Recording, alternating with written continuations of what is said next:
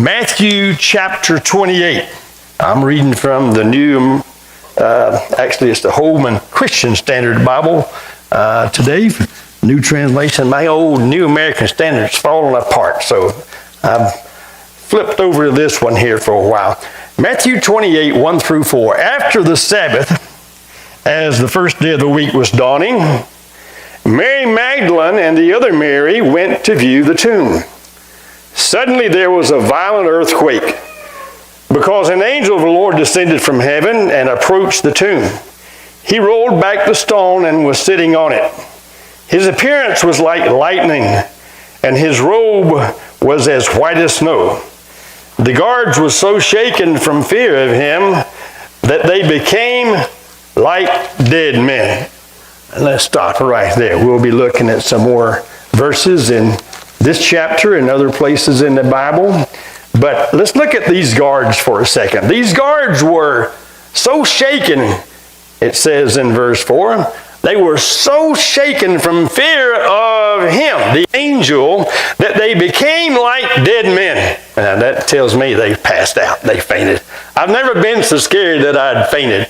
Some of you might have. I won't ask anybody to admit that. But see, some people get so frightful that they faint. I remember being at a funeral one time, and a daughter of the mother who had passed away and whose funeral it was, this daughter just was overcome with grief and just passed out. And that's the first time I'd seen somebody pass out because of grief, but she actually passed out. These guards were so shaken from fear, I would have thought from my first reading, this earthquake scared them. It just knocked them off the rocker. But it says the angel from fear of him. So they did experience several things here in this one little thing, here, this verse, passage. There was the earthquake, and I got to looking back, there was an earthquake when Jesus died. Remember that one? He had cried out at 3 o'clock in the afternoon on Friday. Okay, we know because the Sabbath is Saturday, right? I used to think the Sabbath was Sunday because that was Sabbath day. You go to church on Sunday. No.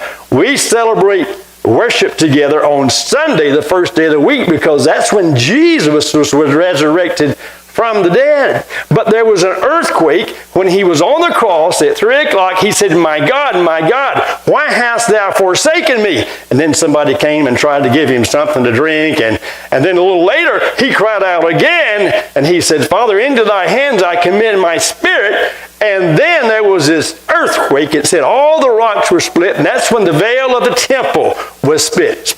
This big, giant, thick curtain that went all the way up from the floor from the ceiling all the way down, and only the high priest was supposed to go there. But that was a symbolic thing that happened, that now you and I, as believers, we don't have to go through a priest. We have access through Jesus to go right to the Father to carry our concerns to him. Aren't you glad you can do that? I pray every day, and I have to watch it because I end up praying for myself more. I'm selfish. I want things to go right for me, but I have to remind myself, I got to pray for my kids, my grandkids, church family, and others. So I try to be responsible praying for everybody. But because of what Jesus did on the cross, that earthquake occurred, and it also, not only did the veil of the temple split, but it said all the rocks were split, and some of the graves were opened up, and people came out of those graves and resurrected and walked around, and others seen them. So I guess they had an experience where they died twice. I don't know if I want to die twice, do you? I just want to die once and make it right on to heaven. Well, so there was this earthquake. There was an earthquake when he died. And guess what? The centurion, when he died, said, surely this was a Son of God. He was convinced, man. Darkness had already come, everything got dark. Then there was this earthquake. Man, this is God's Son. This is not just an ordinary man. We are, executing here. And then, not only when he was on the cross and when he died, but when he rose from the dead, when the resurrection occurred, boom, this earthquake just shook. It says here, a violent earthquake. And then this angel came at the same time, and this angel, there was a violent earthquake, it says, because an angel of the Lord descended. This angel came down. All that happened at the same time, I believe, and rolled the stone away. And then this angel didn't just look like a regular human being. Man, he had a different appearance about him. Can you imagine being there with those soldiers? Daylight was just occurring, what does it say? At the dawning of the first day of the week. Dawning is when the sky first gets light. Sunrise is about 20 to 40 minutes later or so. When the sun is completely visible above the horizon, that's sunrise. When you can see all the sun above the horizon. Well, this was at dawn. So at dawn, when daybreak occurred, the first light of day, the sky first starts to light up, then this angel comes, rolls the stone away. There's this big earthquake, and this angel, his appearance was like lightning. His robe was as white as snow, and this appearance of this angel causes these guards to get so scared. I believe it's saying here that they actually fainted, passed out. I used to hike the Appalachian Trail. I want to hike it some more. I just like being out I'm an outdoorsy person. I like being out. I like hiking trails, and I haven't done it in quite a while. I'm so out of shape now. I probably couldn't hardly walk from here to the highway and back.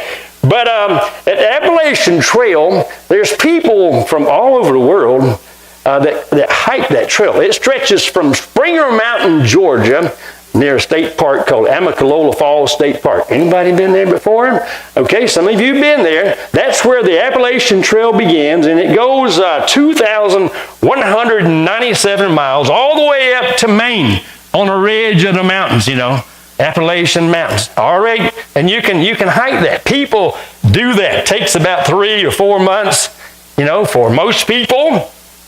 Once in a while, I'll read on the internet where somebody set a new record, and I think this lady was supposed to have done it in like two months recently, here about 6 months ago.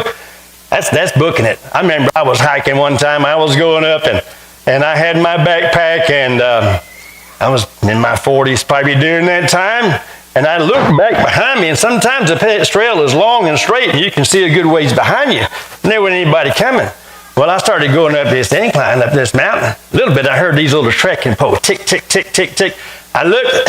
Here's about a 24-year-old, 25-year-old girl.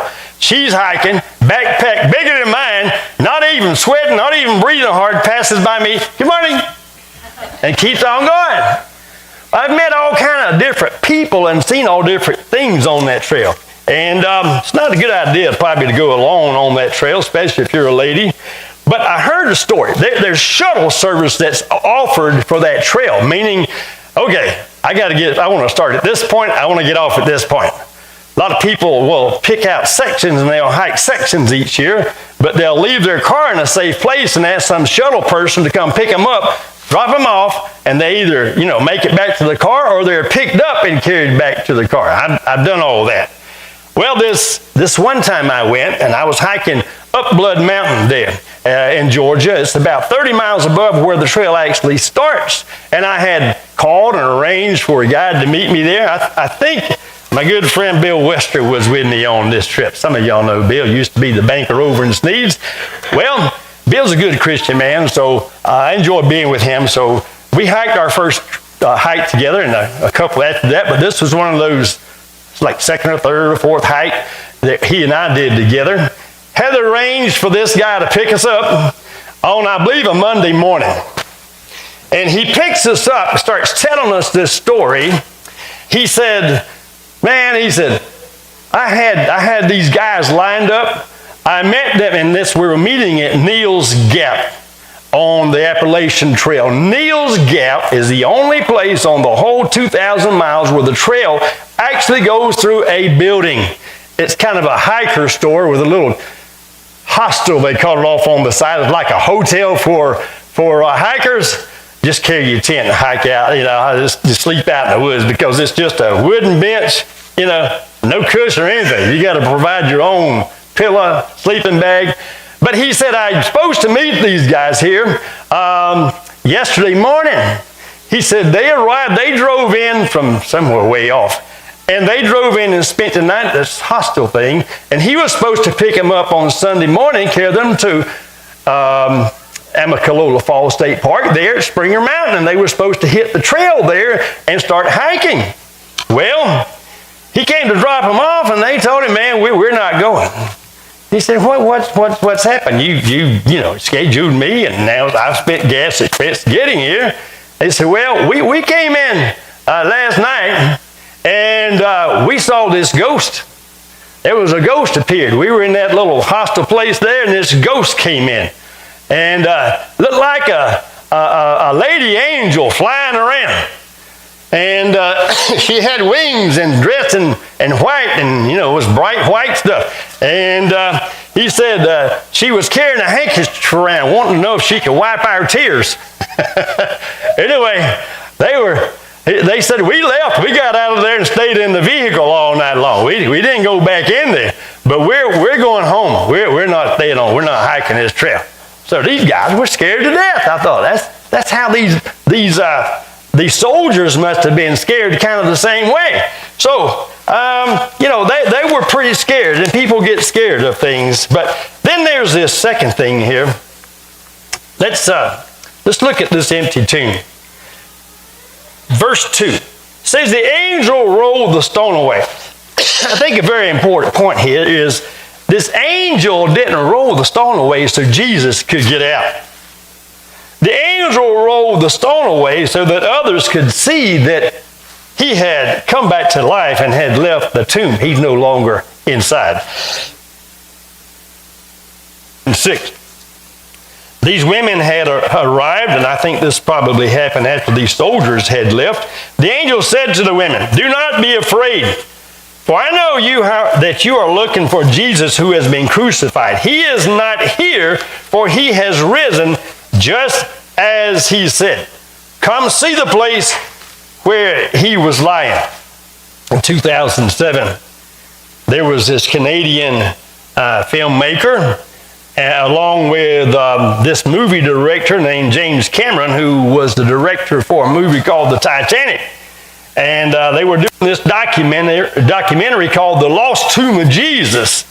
And they were reporting that a 1980 Jerusalem tomb discovery contained the bones of Jesus and his family in a box. That was the story going on. I remembered that story. That was back in 2007. Well, one Sunday afternoon after this story made the world news, on a Sunday afternoon, I got a call from my sister Susie back there. She worked at this hotel down in Fort Lauderdale, a famous hotel. She lived in Davie, Florida, but she was working in Fort Lauderdale at this big hotel where there were a lot of rich and famous people stayed. And this guy came in and spoke to her and told her that he's the driver for the group, Leonard Skinner, and was asking her questions about this Bones of Jesus story. And I think the story goes, she told him, well, my brother's a preacher. You want me to call him? You want to talk to him? And he said, yes. So she calls me on the phone one Sunday afternoon after I'd got home from church. And I'm talking to this guy, and he says, preacher. He said, have you heard of the group Leonard Skinner? I said, yes, I have. I said, every time I go to, and during that time it was pretty much true, I went to Waffle House, I'd have to play Sweet Home Alabama. I liked hearing that song. So he said, well, I'm Johnny Van Zant. I'm the singer for that group. Used to be my brother, Ronnie Van Zant. You ever heard of him? I said, well, I don't think I remember Ronnie. He said, well, he was the original lead singer. He got killed in a plane crash, and I took his place, and now I'm the lead singer. He said, anyway, the band members and I have been talking about this Bones of Jesus thing, and they've been trying to tell me that they found the bones of Jesus, and I don't believe it. I didn't agree with them, but we kind of get into this big discussion, and what do you think? I said, well, you're going to have bones of somebody, they got to first be dead. I said, how can you have Jesus' bones when Jesus is still alive? I said, so I don't believe that story. We talked for about 20 minutes, He went on to say that he believed in Jesus, but knew he needed to get his life straightened out. Now, he made a couple of things. He mentioned a couple of sins he was dealing with and struggling with. And I remember sharing with Johnny, you're just going to have to draw a line in the sand, man. You're just going to have to decide in your heart that you're going to follow Jesus. And all these other things, you're just going to have to just leave behind. And he agreed with me. And next he said, have you ever heard of a group called 38 Special? And I said, yeah, I think I've heard of that group. He said, my brother, Donnie Van Zant, is the leader of that group. He said, we get together, both of our groups, and do a show called Van Zant. He said, we're going to be doing one next, I think he said, it was early part of the next year, like March or April. He said, Pastor, would you come be my guest? I said, well, sure. So I said, just call and let me know what I need to do. So anyway, we talked a little bit longer, and I kept waiting for a phone call. And I never got that phone call. But that was an interesting conversation. But listen, the thing he was asking about with his bones of Jesus, there's no bones of Jesus around, people, because to have the bones from somebody, you got to have a dead body, right? Well, he was resurrected, so his body not dead.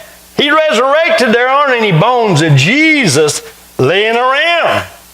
Look at the message of the women that they were commanded in verse number 5 about this. Verse 5, but the angel told the women, don't be afraid, for I know you're looking for Jesus who has been crucified. He is not here, for he is risen, just as he said. Come, see the place where he was lying. Was, past tense. Go quickly and tell his disciples that he has risen from the dead, and behold, he is going ahead of you into Galilee. There you will see him. Behold, I have told you. And they left the tomb quickly with fear and great joy and ran to report it to his disciples. And behold, look what happens next. Jesus met them and greeted them. And they came up and took hold of his feet and worshiped him. Then Jesus said to them, do not be afraid. Go and take word to my brethren to leave for Galilee, and there they will see me. Now let's pick up in a different book, Book of Luke, where this story leaves off. Luke 24, and let's read verses 9 and 10. Luke 24, 9 and 10. And I failed to write those down, so I'm going to have to turn with you. Luke 24, 9 through 10. It says this, returning from the tomb, they reported all these things to the 11 and to all the rest. All these things, that would mean the appearance of an empty tomb. That would mean the command from the angel to go and speak with the disciples. And that would probably also mean we actually saw him ourselves. We saw Jesus alive and well. In verse number 10, Mary Magdalene, Joanna, Mary Magdalene, I guess some pronounce it, Joanna, Mary the mother of James, and the other women with them were telling the apostles these things. And so we see, even after Jesus reveals himself to them, they go on and they tell these disciples. Look at verse 11.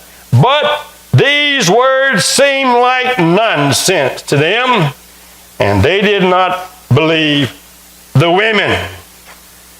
They did not believe the women. So, they must have been disappointed. But they should have been satisfied in that they did what they were supposed to do.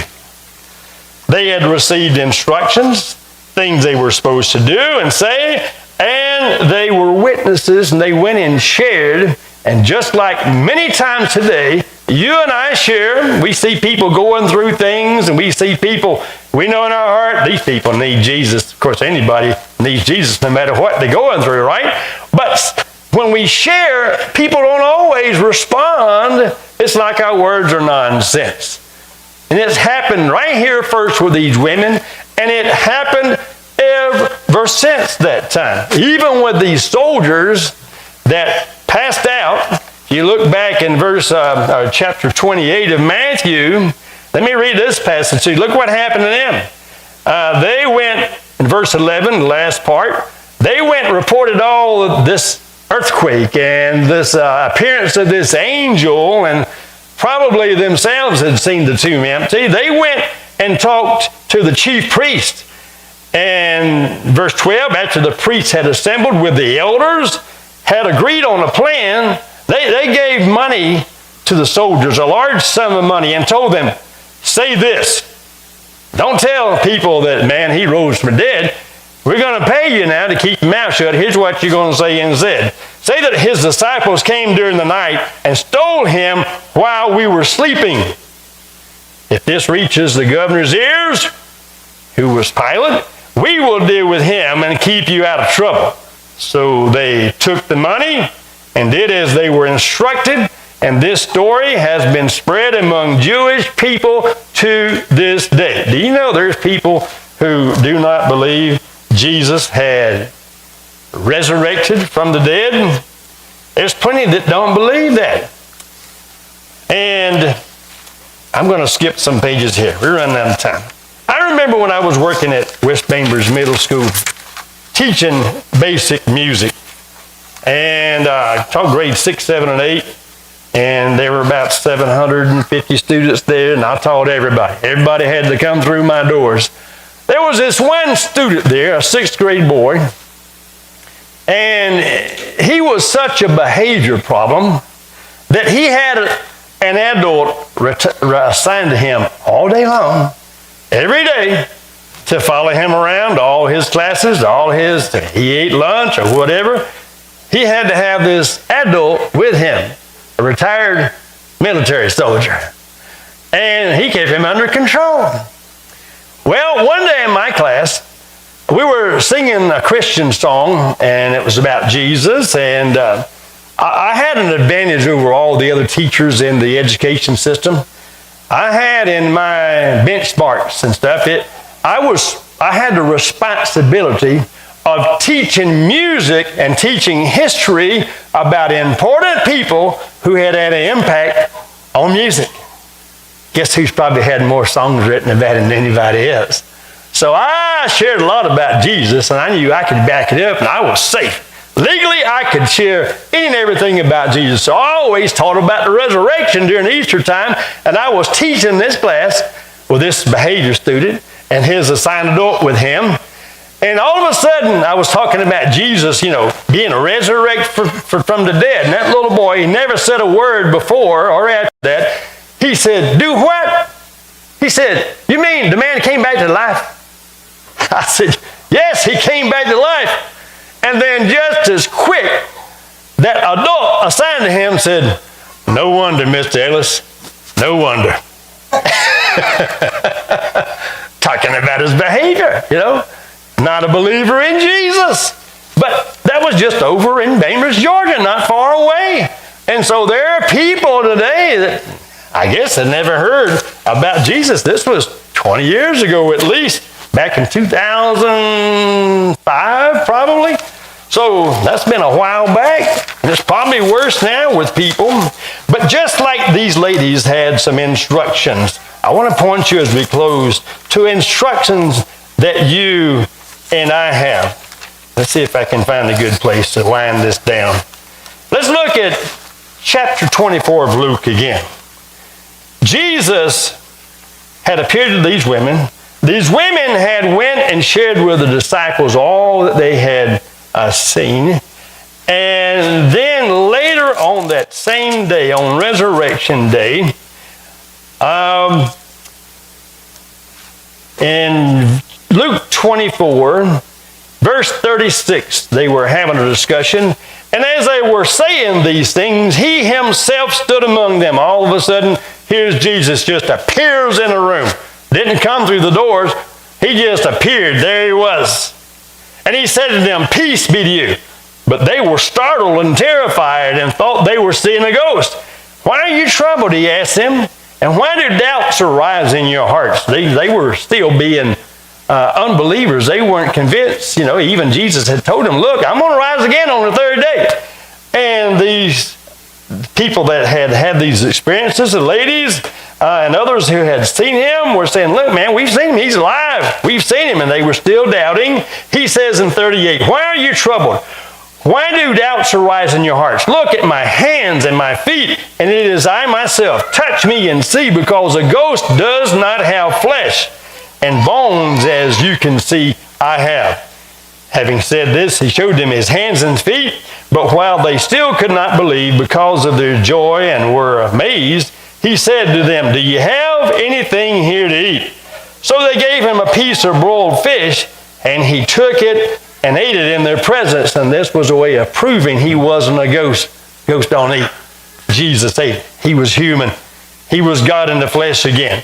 Verse 44, then he told them, these are my words that I spoke to you while I was still with you, that everything written about me in the law of Moses, the prophets, and the Psalm must be fulfilled.